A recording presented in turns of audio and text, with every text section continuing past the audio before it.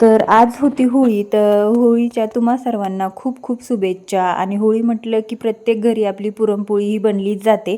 तर होळीला पुरणपोळीच्या नैवेद्याचा मान असतो आणि प्रत्येकाच्या घरी ही होळीच्या दिवशी पुरणपोळी बनलीच जाते. तर मी पण पुरणपोळी वगैरे दरवर्षी बनवत असते. होळी वगैरे आम्ही करत असतो. तर मग म्हटलं चला आता पुरणपोळीचे नैवेद्य वगैरे बनवून घेतले. बाकीचा सगळा स्वयंपाक वगैरे झालेली होती. कटाची आमटी, भजे, पापडी वगैरे सगळं काही झालेलं होतं. आणि फक्त पोळी तयार करायची होती. तर म्हटलं गरम गरम पोळ्या तयार करून घ्यावात. अशी टंब फुगलेली पोळी कोणाकोणाला आवडते खायला नक्की कमेंट करून सांगा. त्यानंतर लगेचच आम्ही पूजाची तयारी केली. होळी वगैरे पेटून घेतली दोघांनी मिळून. त्यांनी होळी पेटवली आणि नंतर मग मी पूजा वगैरे केली आणि होळीला नैवेद्य वगैरे ठेवला. मुलांना पण दर्शन घ्यायला लावलं होळीचं. आणि विशालला आणि सोनूला दोघांना पण. चला व्हिडिओला लाईक करा, शेअर करा आणि चॅनलवर नवीन असाल तर सबस्क्राईब करा. बाय.